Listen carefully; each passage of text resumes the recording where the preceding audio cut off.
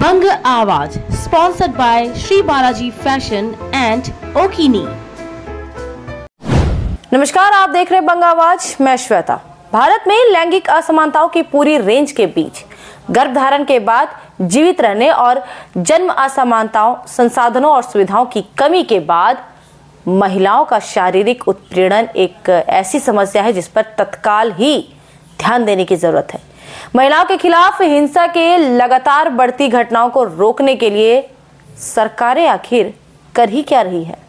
आग लगने पर कुआं खोदने की कहावत का अनुसरण कर रही हैं। अब ये बात मैं क्यों कह रही हूं, इस पर आगे चर्चा करेंगे। इस वक्त देश कोलकाता के आरजीकर की रेप और मर्डर घटना से क्षुब्ध है। राज्य पुलिस से निकलकर सीबीआई के हाथों केस जाने के बाद भी आंदोलनकारी शांत नहीं हुए। हाई कोर्ट और सुप्रीम कोर्ट भी आंदोलनकारियों को शांत करने में असफल ही दिख रही है। सुप्रीम कोर्ट ने मंगलवार को आंदोलनकारियों से ड्यूटी पर लौटने की अपील की थी, लेकिन आंदोलन कर रहे डॉक्टर्स ने यह अपील ठुकरा दी। 22 अगस्त यानी आज दूसरी हुई सुनवाई। राज्य सरकार से मांगी गई थी रिपोर्ट 14 अगस्त के दिन हुई घटना पर और सीबीआई से रेप और मर्डर पर। सीबीआई ने जो अंतरिम रिपोर्ट पेश की उसमें उन्होंने घटनास्थल और सबूतों से छेड़छाड़ का आरोप लगाया है, लेकिन राज्य सरकार के वकील कपिल सिब्बल ने कोर्ट को केस डायरी के कई पॉइंट्स दर्शाते हुए स्थिति स्पष्ट करने की कोशिश की। वैसे आज मामले में किसी तरह का कोई खास अपडेट नहीं मिला है। कुछ असमंजस जैसी स्थितियां थी जिसे स्पष्ट करने में ही समय लगा। डॉक्टर्स के लिए संस्थाओं को निर्देश दिया गया है, यदि डॉक्टर्स अपने काम पर नहीं लौटते तो उन्हें एब्सेंट माना जाएगा। ये निर्देश सुप्रीम कोर्ट द्वारा दिया गया है।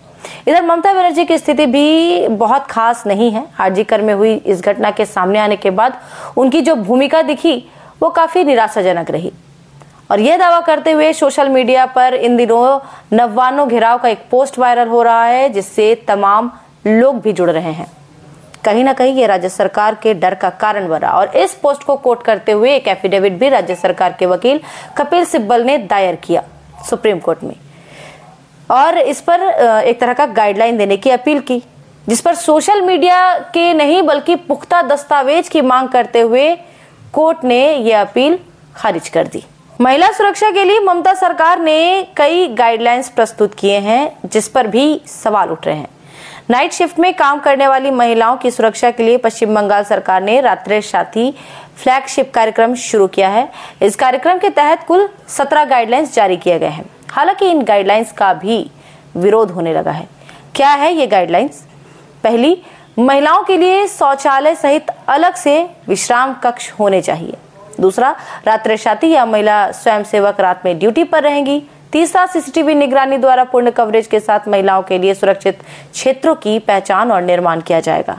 चौथा, अलार्म उपकरणों के साथ एक विशेष मोबाइल फोन ऐप विकसित किया जाएगा, जिसे सभी कामकाजी महिलाओं को अनिवार्य रूप से डाउनलोड करना होगा और जो स्थानीय पुलिस स्टेशनों या पुलिस नियंत्रण कक्ष से जुड़ा होगा। किसी भी घबराने वाली या आपातकालीन स्थिति के दौरान हेल्पलाइन नंबर 100 या 112 का व्यापक रूप से उपयोग किया जाना चाहिए। मेडिकल कॉलेजों और अस्पतालों, सुपर स्पेशलिटी अस्पतालों, जिला अस्पतालों में सुरक्षा जांच और ब्रेथलाइजर टेस्ट किया जाएगा। इसके अलावा भी कुछ और बातें कही गई हैं। सभी मेडिकल कॉलेजों और अस्पतालों, महिला छात्रावासों और ऐसे कई स्थानों पर रात में पुलिस गश्ती की जाएगी। अस्पतालों आदि में सभी मंजिलों पर पर्याप्त पेयजल की सुविधा होगी। मेडिकल कॉलेजों और अस्पतालों में सभी डिपार्टमेंट कर्मचारियों, सुरक्षा गार्ड आदि द्वारा पहचान पत्र प्रदर्शित करने चाहिए।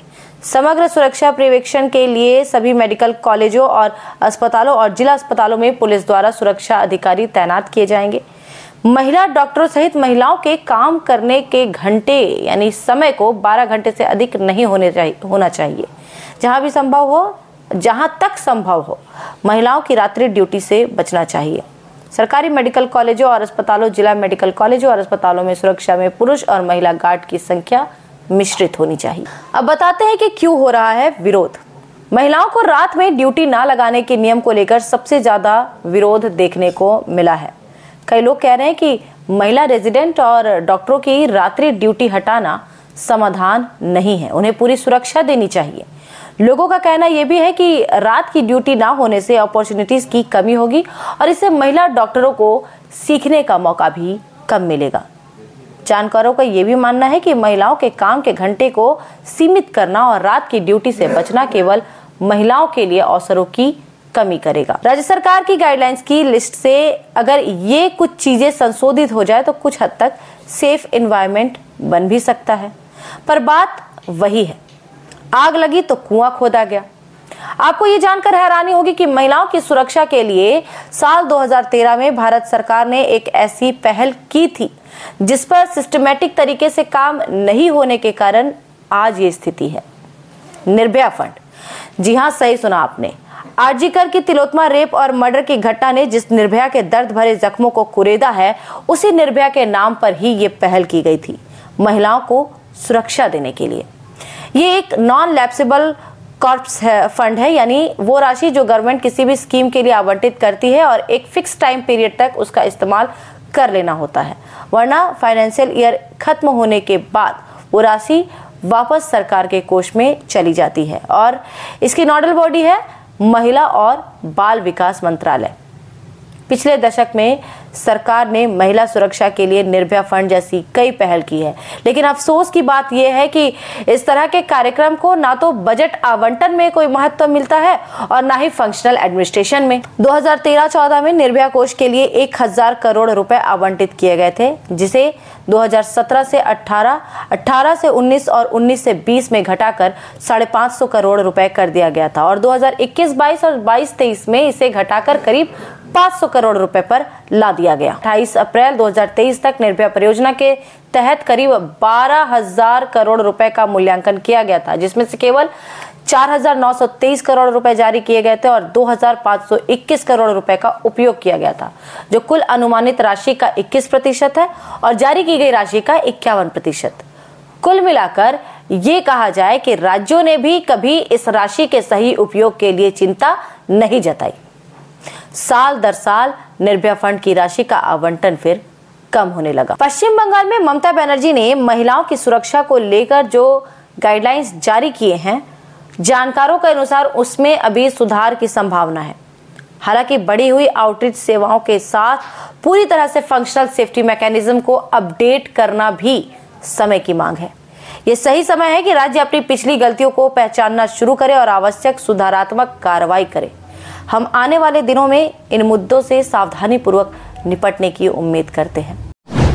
ब्राइडल एथनिक वेयर के लिए आसनसोल में जाना माना नाम श्री बालाजी फैशन। दुल्हन के लिए खूबसूरत रंगों का लहंगा और आकर्षक गाउन, दुल्हन की बहन को खूबसूरत बनाए लहंगा फ्रॉक और पार्टी के लिए कढ़ाईदार बनारसी और सिल्क साड़ी, दुल्हे के लिए मान्यवर के विविध रंगों वाले शेरवानी एथनिक वेयर। तो देर किस बात की, आज ही आए श्री बालाजी फैशन, हर घर की पसंद, GT road opposite Subhash cinema, Asansol.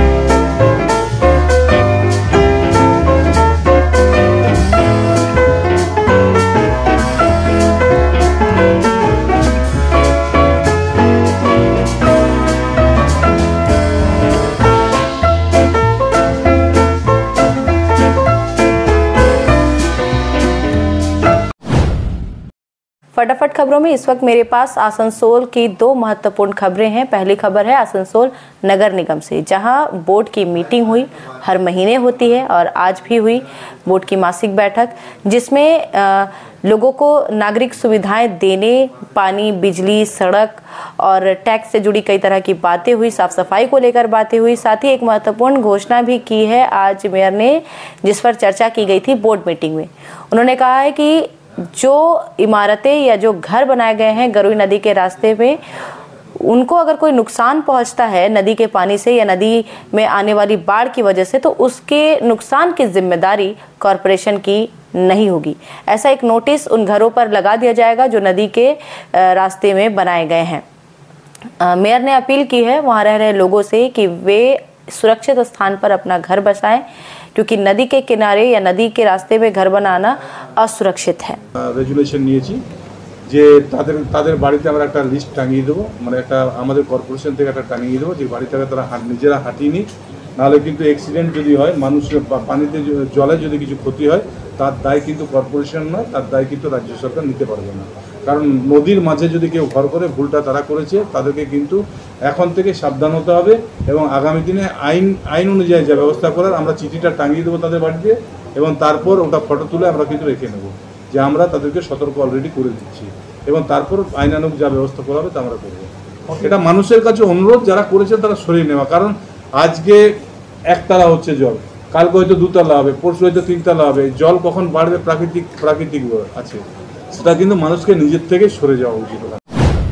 আদি মোহিনী মোহন কাঞ্জিলাল যখন বেনারসি সম্ভার তো হতেই হবে, তার পাশাপাশি খুশির ঈদের জন্য রয়েছে শিফন, গাউন, ক্রপ টপের রকমারি। তার পাশাপাশি রয়েছে মেল ফ্রেন্ডসের জন্য বিপুল পাঞ্জাবির অপশন। আদি মোহিনী মোহন কাঞ্জিলালের Asansol showroom 116 GT road, opposite of veteran petrol pump. तुम्हारे घर के फर्नीचर बहुत आकर्षक लगता है बहुत महंगा है। अरे नहीं, उतने महंगे नहीं, रीजनेबल रेट पर ही लिए। आओ मैं तुम्हें अपना दीवान सेट दिखाती हूँ। ये फर्नीचर वर्ल्ड क्लास है, प्योर सागवान के, क्वालिटीदार और टिकाऊ भी। तुम्हें भी फर्नीचर लेना हो तो फर्नीचर वर्ल्ड एक बार जरूर जाना। वहाँ फर्नीचर के एक से बढ़कर एक कलेक्शन, वो भी तुम्हारे बजट में। साथ ही वहाँ फाइनेंस फैसिलिटी भी उपलब्ध है। फर्नीचर लवर्स की पहली पसंद, GT रोड, शनि मंदिर के सामने, नूरुद्दीन रोड, आसनसोल। दूसरा मामला है आसनसोल SB गुराई रोड स्थित सेंट मेरी गोरेटी हायर सेकेंडरी स्कूल का, जहां 9वीं कक्षा की एक छात्रा ने स्कूल की प्रिंसिपल सिस्टर मोनिका पर उसे पीटने का आरोप लगाया है और छात्रा की मां ने एक FIR दर्ज करवाया है आसनसोल साउथ थाने में। मेहंदी लगाए थे, राखी का दिन था, मेहंदी लगा कर गए थे दूसरे दिन, तो प्रिंसिपल ने देख लिया तो उसने मुझे अपने ऑफिस में बुलाया और वही हाथ वगैरह में मारी। उसके बाद गार्जियन कॉल वगैरह हुआ, उसके बाद धमकी दिया गया कि टीसी दे देगी। तो आप लोग कहीं पे इसको शिकायत किए? नहीं, फिलहाल हम लोग के पास आज जानकारी दी है। थाना में कोई कंप्लेन हुई है? हाँ, आज गए थे थाना में कंप्लेन हुई। तो आप लोग को जो इस तरीका से, इससे पहले भी कभी कुछ हुई है आपके साथ घटना? हाँ, फास्टिंग किए थे, सोमवार का दिन था, सावन चल रहा था, टीका लगा के गए थे पूजा करके। तो बस वो लाइन पे खड़े थे, लेट की लाइन में, तो सिस्टर आई, उसके बाद मेरे को वहीं से मारते हुए लेके गई। उसके बाद टीका वगैरह पूछा दी, मोरी धागा वगैरह सब खुलवा देती है। आपका नाम क्या है? सृष्टि तिवारी। रुके ना थोड़ा, 2 मिनट। खबरों में आज के लिए बस इतना ही। फिर होगी मुलाकात नए मुद्दे के साथ। स्वस्थ रहें, ध्यान रखें, जुड़े बंग आवाज के साथ। चैनल को सब्सक्राइब करें, बेल आइकॉन प्रेस कर ले। अगर वीडियो पसंद आती है तो लाइक करें, लोगों तक वीडियो को पहुंचाएं, शेयर करें। नमस्कार।